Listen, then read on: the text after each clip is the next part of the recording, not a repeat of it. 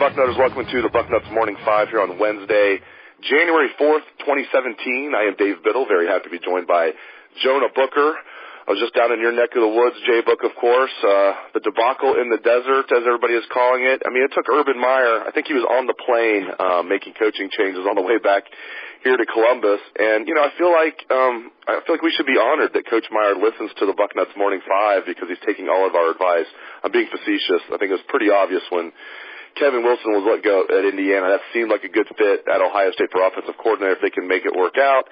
It looks like they've made it work out. It's not official yet, but I am thrilled about this. If Kevin Wilson, as reported, becomes Ohio State's offensive coordinator, I think that is a grand slam home run hire. Your thoughts on Kevin Wilson joining the staff probably as offensive coordinator, J-Book? I'm very giddy about this, Dave. I mean, I'm so excited to see where this program heads with Kevin Wilson. The offense needed to be completely overhauled after seeing the struggles the last 2 years and the epic meltdown in the desert against Clemson, which was absolutely embarrassing. So hiring Kevin Wilson, it's going to give a huge boost of injection to this program. The offense, the main thing for me, Dave, is just we're finally going to have somebody who's calling plays that actually makes sense and has some type of rhythm. To me, too many times over the last 2 years, Ohio State was allowing defenses to dictate what they're doing. With Kevin Wilson, he's going to spread you out. We're going to go tempo, and it's going to be reversed. Instead of us, being dictated, he's going to have defenses on their heels attacking, which is what you want to see from Ohio State program, especially when you have this many athletes. You played college football. You know even people that just played high school football or, junior high football. I mean, football coaches are mean dudes. Urban Meyer's a mean dude to his guys. I mean, he pushes his guys. He loves his guys. But, I mean, on the field, you're going to push your guys. And I've heard people say, Kevin Wilson abused his players at Indiana. If that was true, I think he would have been fired. I don't think they would have played nice with him and said it was a resignation, even though we know he was forced to resign. Let's be real. Something happened, but I don't think it was anything terrible. And we still haven't heard Kevin Wilson's side of the story. We might never hear specifics. Just give me your take. What do you think happened at Indiana? Do you think it was a case of, just maybe a guy being a little too mean to his players? Do you think it crossed the line to player abuse? What do you think happened? I know I'm just asking you for conjecture here, but what do you think happened there? I think he pushed those guys, and, there may be times where, he may have hurt some feelings on the football team.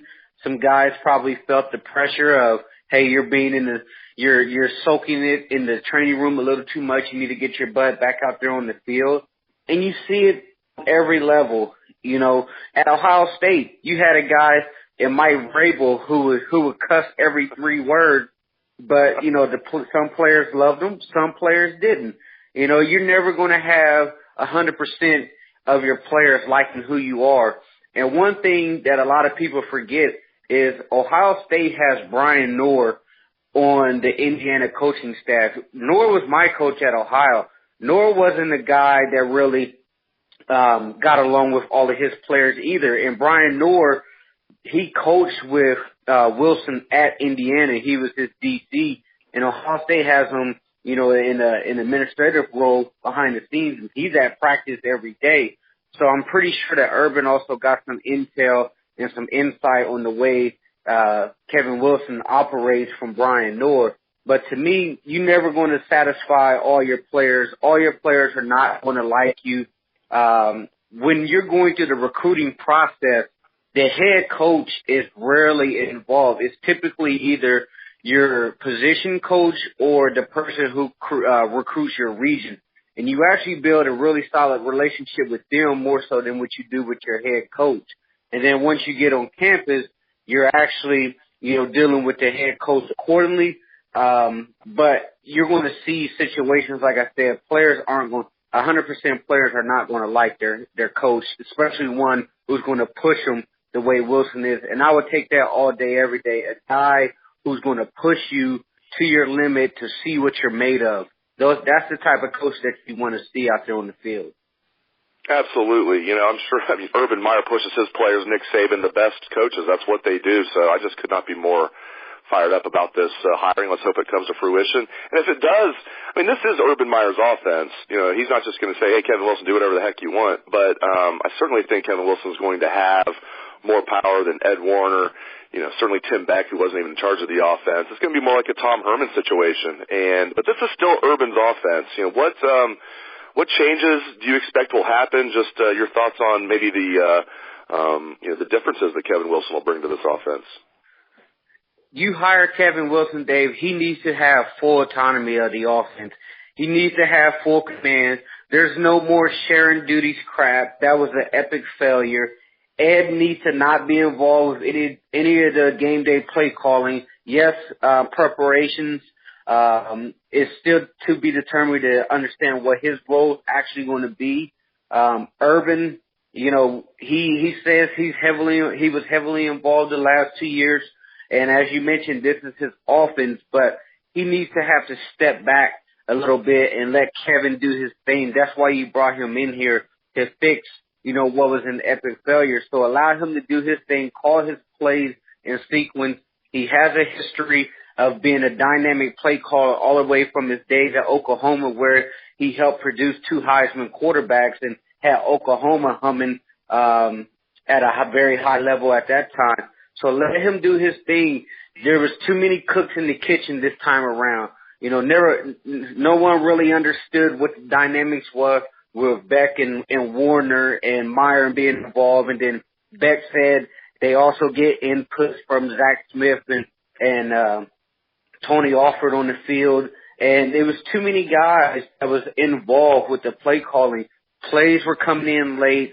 I don't know how many times you had the offense looking over on the sidelines and JT telling people, hey, give me the play with 10 seconds left on the play clock, and come to find out it's just going to be a quarterback draw anyway. So let Kevin do his thing and let the new quarterback coach mentor and help potentially groom JT or Haskins or Burrow or Tate Martell.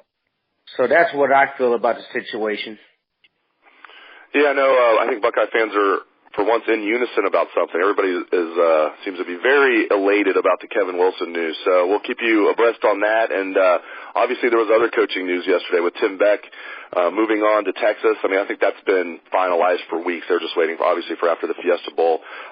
Urban Meyer went out and hired Kevin Day as his new quarterbacks coach. I really love this hiring. You know, Kevin Wilson's 55 years old, so he's not an old guy. I mean, he's not a young whippersnapper, but 55 years old. But then you bring in Kevin Day as the quarterbacks coach. He's a young up-and-coming guy. He's just 37 years old and has experience in the NFL as a quarterbacks coach the last 2 years with Chip Kelly, with the Eagles and the 49ers. And before that, has experience at the collegiate level as an offensive coordinator at both Boston College and Temple. Also has experience as a wide receivers coach, was on Urban Meyer's staff at Florida in 2005, Urban Meyer's first year with the Gators. Day was a graduate assistant. So another one, you know, on a lower level, you know, this is another Grand Slam home run. You know, this is just, you know, 2 for 1 day, and I just feel like you couldn't have done any better than getting Kevin Wilson and also Ryan Day. Yeah, and the thing that you said, the wheels were already in motion, I say that's 2 parts. I absolutely believe Tim Beck knew he was going to Texas several weeks ago, probably, you know, closer to the latter when Tom Herman accepted the job. I think Beck actually knew he was going in because Herman never really filled that position. He had it open for some time. As far as Day, though, I'm not 100% convinced that was already a done deal several weeks ago because a lot of people were really shocked that Chip Kelly actually got fired after 1 season, and essentially the 49ers are paying out $69 million to Chip Kelly and the assistant coaches and administration within that organization. So that was kind of a surprise that staff was let go after 1 season. But Day is a guy that's really he's really a bright guy when it comes to the quarterback play. He's a Chip Kelly protege, so the opportunity to hire him, Urban jumped on it right away. So kudos to him getting that deal done so fast. I'm excited about it. I mean, the quarterback, they regressed dramatically over the last 2 years with Tim Beck, and, you know, Beck on his way out wanted to kind of subtly put it out there that the offense needed an identity essentially putting the blame on other people. But make no mistake, his position unit did not perform to the standards that you need for a championship-type program. So I'm very happy and hopeful that Jason Dave will help right the ship in that quarterback room. And speaking of Tim Beck, first of all, you make a good point. I think the Tim Beck to Texas, that's been a done deal for weeks. I agree about Ryan Day. There's no way that that's been a done deal for weeks, because I think Chip Kelly and everybody associated with the 49ers, maybe except for the owner who finally pulled the trigger, thought that they were going to be back for a second season. And interestingly about Tim Beck, I will never forget when he was hired at Ohio State J-Book, Nebraska's 24/7 sports writers, who I know pretty well, they contacted me privately. They have 2 beat writers, do a good job, and they both said, "What do you think about this?" And I'm like, he's not going to be calling the plays. He's just going to be the quarterback's coach, co-offensive coordinator. He'll be, helping out. It's Urban Meyer's offense. Of course, Ohio State's coming off a national championship. I'm like, I think it's a good hire. They're like, trust us, this is not a good hire. This guy is not that good. He's pretty bad. So I was warned from the get-go, and I didn't argue with these guys. I was like, okay, you guys don't really know the structure, how it's going to be. I kind of blew it off. Man, they were right. And maybe I'm putting too much blame on Tim Beck. I know he was not running the offense, but the quarterback certainly regressed. Again, I'm warned by Nebraska writers who are nice guys. They're not just trying to like trash this guy. They contacted me privately. I mean, this guy to me is just, I don't know how he keeps getting good jobs. Yeah, I mean, the one thing he really excels at is recruiting, especially the state of Texas. So I'm pretty sure Tom Herman is banking on him being an ace recruiter on his staff. We look back now when the Tim Beck was hired, and it's not just the Nebraska beat writers. Their entire 24/7 board was pointing and laughing at Ohio State. And a lot of Ohio State fans, as well as us, on the staff, was looking at these messages, and we kind of took it as, it's maybe sour grapes. This is Ohio State. This is Urban Meyer's offense. This thing will click. Tim Beck will mesh in, and we'll keep this thing rolling. That wasn't the case, unfortunately. So for him, I thank him for his time at Ohio State. We're not sad to see him go. We're excited to see what the future brings. And it's wild to think that the rest of that Nebraska staff is at Youngstown State, potentially they're potentially about to win the Division II national championship, and Beck is getting a Texas job. But the one thing about the Texas job that really stood out to me is they're saying that because Tim Beck is going to be dealing with the quarterbacks, Tom Herman and Drew Maringer's also going to be dealing with the quarterbacks as far as their player development. Whereas where Meyer went wrong at Ohio State is he gave sole autonomy to Beck, not trying to hover over his coaches and being a micromanager. But Beck has sole control of that quarterback room, and we saw JT Barrett take 2 giant steps back in his gameplay. But at Texas, Herman's going to be personally involved in the quarterback room and development and the play calling. And I think they're bringing Tim Beck to Texas to try to shut those borders, because too many top players in that state are going to Ohio State, Alabama, LSU, things of that nature. So I think Tim Beck's main role in that staff is going to be a recruiting guru. Even though they gave him the title offensive coordinator, I'm pretty sure Herman's going to be way more involved in the play calling. And last thing before I let you go, Jonah, there's going to be another domino to fall, because if Urban Meyer does add Kevin Wilson, he's going to want to add him before spring ball starts. He's not going to want to wait till college football decides in April whether or not teams can add a 10th assistant coach. You don't want to wait till midway through spring ball. Pretty much spring ball would be over by then, the way how early Ohio State starts now. So they're going to want to add him right away. That means someone's going to have to go. It's interesting. You think it would have to be either Ed Warinner or Greg Studrawa. Early yesterday, I know Cleveland.com contacted Warinner, and they reported that Warinner is going to stay. He just wasn't sure of his role. So everybody, myself included, assumed, he's going to be demoted to offensive line coach, which is where he should be. He's a hell of an offensive line coach. He's not a good offensive coordinator, but I think he's one of the best offensive line coaches in the country. However, then Scout.com, I believe last night, maybe yesterday, just at some point, Scout.com reported that Warinner was cleaning out his office, and he thinks he's going to, go somewhere else, and Studrawa would then be offensive line coach. What are you hearing on that front? What do you think will happen? Do you think Ed Warinner is going to be kind of let go here at Ohio State? Right. So you look at the situation, as you mentioned, it's either going to be Ed or it's going to be Stud that's going to be asked to find employment elsewhere. I hope that Ed can stay and just coach the offensive line. He's not a very good offensive coordinator. He doesn't need to be involved with the offensive coordinating and the play calling. He just needs to focus on the offensive line and continue to develop that unit. Now, with that being said, will he take a demotion? That is, you are dealing with guys with a lot of pride. Will he go to Cincinnati, as has been rumored? So I think we're going to find out sooner or later in regards to that.